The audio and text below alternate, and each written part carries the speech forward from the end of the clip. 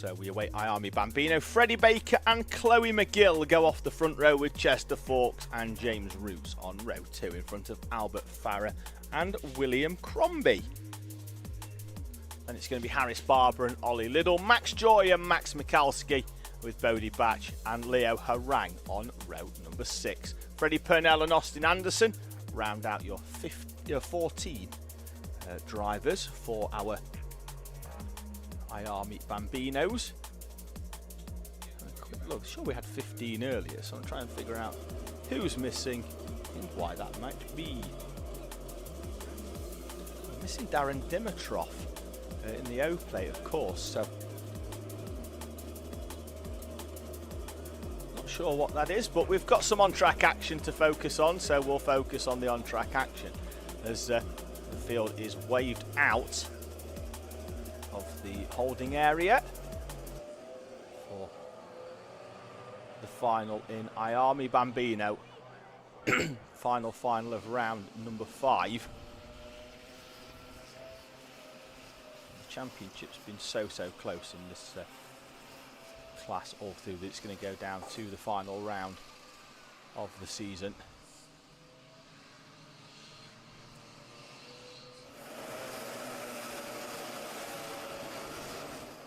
Coming into this round, there was 13 points between James Roots and Chester Fawkes, and then about another 10 points or so back to Albert Farrer.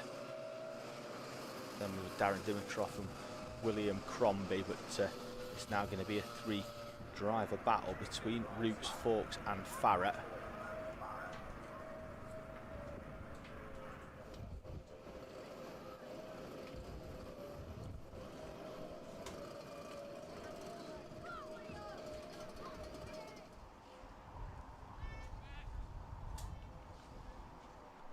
Field rolling into position, then they'll do the turn off and turn on again of the engines.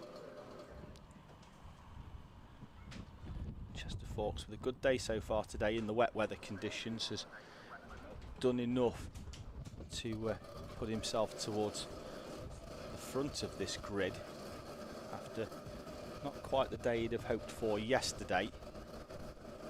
Freddie Baker though goes off pole position, Chloe McGill alongside. Green flag at the back, await the 5-second board.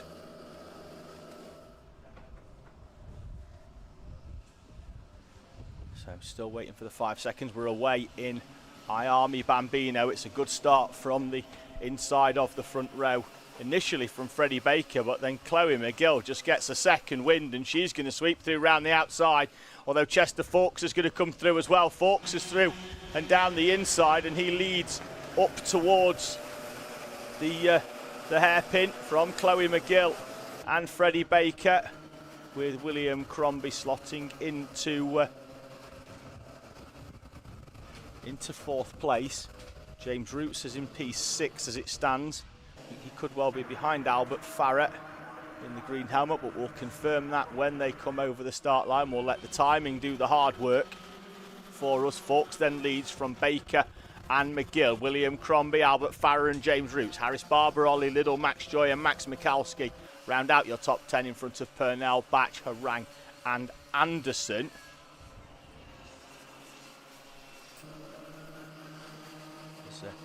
Sweeping through, James Roots tries to move down the inside, manages to have the door closed on him.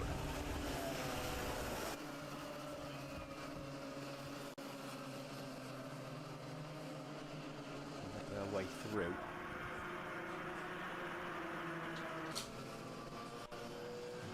Just plugging some results in there. This one's definitely going to go down to the final round. I thought there was a bit of a permutation with Dimitrov not being in this final, but we will go down to a final round decider at Wilton Mill no matter what happens. Although Chester Fawkes is putting a marker down at the front. He's already making his way through at the front of this one. So Fawkes leads from Baker, Farrer and McGill. McGill coming under a little bit of pressure from the 5 of James Roots, though they have both managed to find a way past Albert Farah, who was in 3rd place, now down in P5. Here's Albert Farah.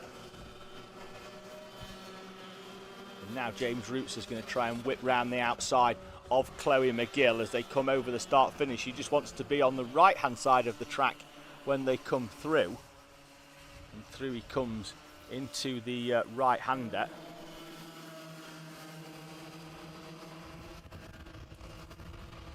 So Forks leads then from Freddie Baker, Chloe McGill, James Roots and Albert Farah. And out onto the grass goes James Roots, forced wide.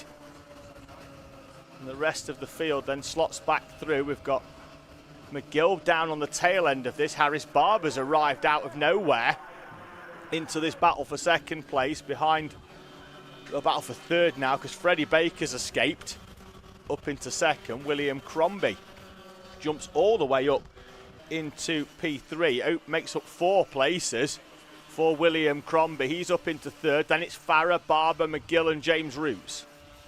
So bounce their way up and over the curbs. Cut towards this hairpin. I think we're having a bit of a delay on that first camera through the S's.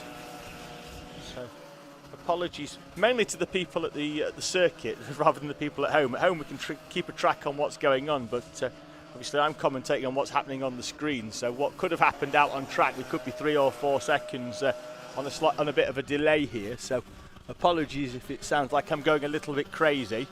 Looks like we had a few drivers there a little bit too close for comfort over the start-finish line. As Chloe McGill sets the fastest lap of the race with a 43.711. Up onto the back now of William Crombie. Finds a way past Albert Farah. In front of Harris Barber and James Roots. This is 3rd down to 7th.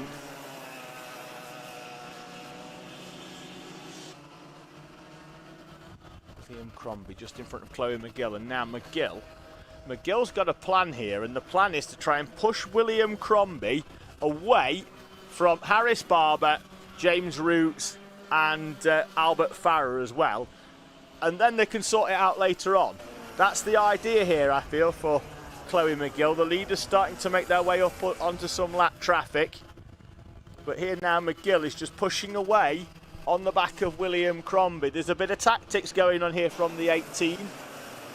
Why have a battle between 5 of you when you can have a battle between just the 2 of you? Some lap traffic in front that may aid or hinder. I think on this occasion it's aided slightly because she's managed to stay somewhere close to William Crombie.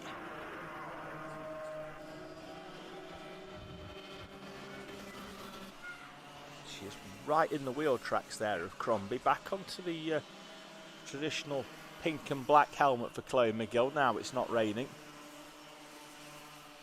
And just tucking in right behind. You'll be surprised, even at the pace that these Bambino karts are going, how much of an effect the slipstream still has. As the drivers punch the hole in the air, James Roots down the inside of Harris Barber. And will have track position, I think, as they come out of the horseshoe.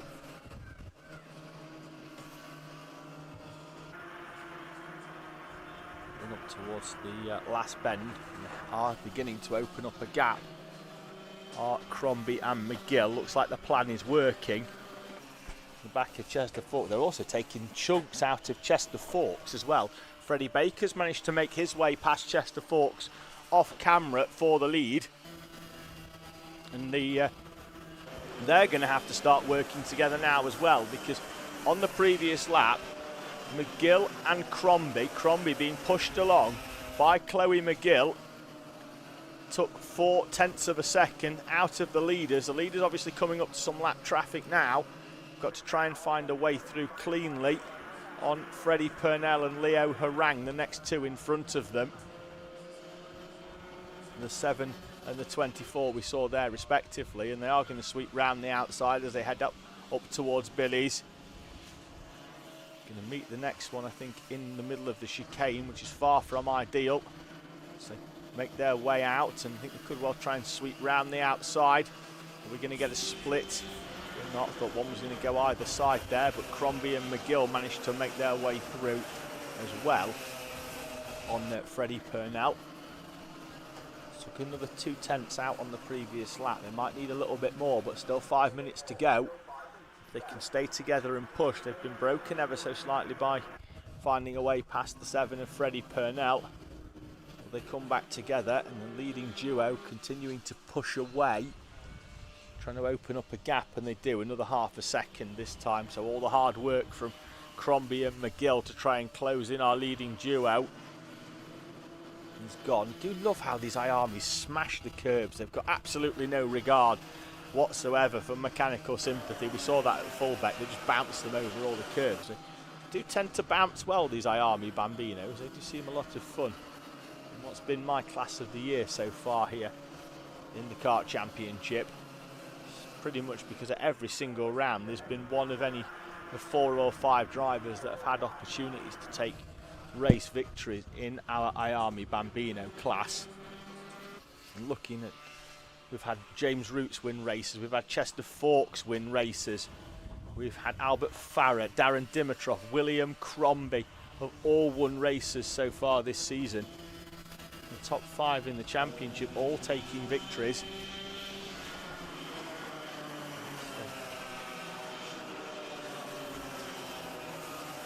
Push towards the checkered flag here. 3.5 minutes to go in the penultimate round of the Kart Championship. Round 5 here from Clay Pigeon before we head in 6 weeks' time to Wilton Mill. Baker, Fawkes and Crombie, your top 3 on track, although it's pretty much a 2 and 2.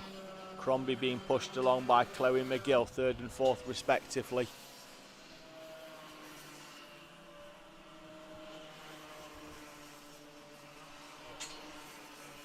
Bouncing it over them curbs, more lap traffic in front. That's Bode Batch in front of them. Just got to get through nice and cleanly. We've seen that with the Iames earlier in the year, particularly at Landau, where it caught a few of them out. It's Fraser Anderson in the 51. He's just going to move offline and allow them through. More good awareness for Anderson. It's Bode Batch in front. The leaders are through on the 88. Chloe McGill and William Crombie take half a second out of Chester Fawkes, who at the moment has been dropped by Freddie Baker. Baker was full half a second quicker, so William Crombie and Chloe McGill on matching pace pretty much with the race leader. They were a fraction quicker on the previous lap, but a lot closer to Chester Fawkes.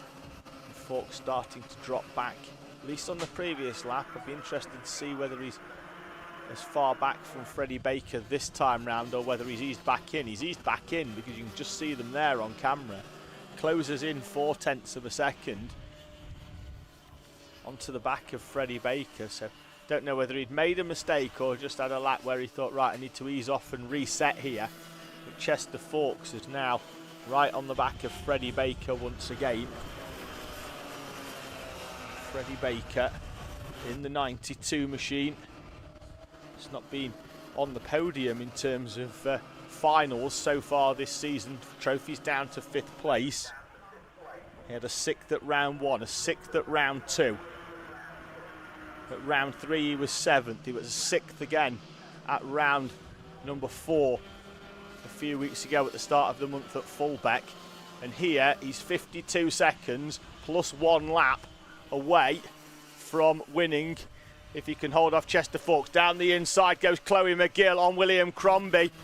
Looks like she managed to make the move stick as well on the way into the corner. Keep an eye out in the background to see if she is indeed in front of the driver with the green helmet. We'll see as they come into the background, and McGill is indeed up into 3rd place. Freddie Baker holding off Chester Fawkes. Drivers lapping in the 43s, so they're going to get round. It's going to be another 2 laps. It's going to be 2 nervous laps for the Baker camp. He'll cross the line now as Chester Fawkes pulls out to try and go all the way round the outside of Freddie Baker. Baker wards him off, runs a wider line. Can Fawkes cut back to the inside? Freddie Baker in the 92. A track that I'm guessing he knows quite well because he's only from Dawlish in Devon, and compared to where we've been so far this season, this one's just down the road. probably his nearest track that he can race at competitively, and you can definitely see it as Freddie Baker leads Chester Forks round towards the last bend. Last lap board will be out this time round, the final lap of round number 5 of the Kart Championship. Last lap board on the overhead gantry then. Can Freddie Baker hold off Chester Forks? And Forks has got to the inside as they go round Billy's Bend, and Chester Forks is through on Freddie Baker. Baker then right into the wheel tracks. Forks is going to white line this down the inside. Baker sweeps to the outside to try and cut back to the inside on Freddie Baker. Baker's going to do exactly the same again. To the inside, white line, doesn't want to open the door. Freddie Baker then, Crombie's gone wide. Will Baker get the switch back as they head down towards the last bend? Can Baker come out of the slipstream? Who's going to get the run towards the start-finish line for the final 2 here? Baker's in the wheel track. Baker pulls out, side by side over the start-finish. Chester Forks takes victory from Freddie Baker by a fraction, with William Crombie in P3, Chloe McGill 4th, Harris Barber and Albert Farrer in front of James Roots in P7. Whew. Close final from Chester Forks and Freddie Baker. Baker will be a bit upset that he's knocked up the victory there, but for the first time he'll go to the podium in the BKC this year in a superb second place for Freddie Baker. Forks, Baker, Crombie, McGill and Barber are your top 5 in front of Albert Farrer and James Roots. Then there's a bit of a gap back. It'll be Ollie Little and Max Mikalski, as the rest of the field have already been lapped by our race leaders. So you can see there your results in the top corner. Forks, Baker and Crombie round out the day here at Clay Pigeon as the top 3 in our Iame Bambino class.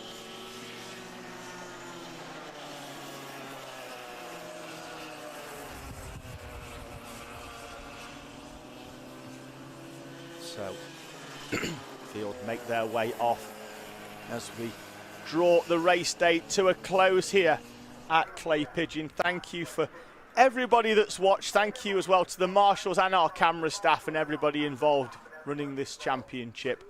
It was a tough start to the day in the wet weather conditions. At least it's ended dry, and hopefully we can get everybody packed away and the trophies handed out before the rain comes back in a little bit later on.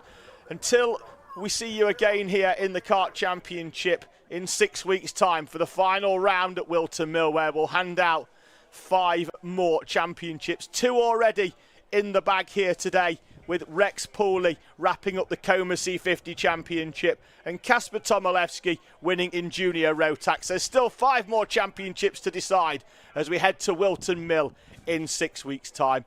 Until then, thank you very, very much for watching here on Alpha Live, and we'll see you again very, very soon.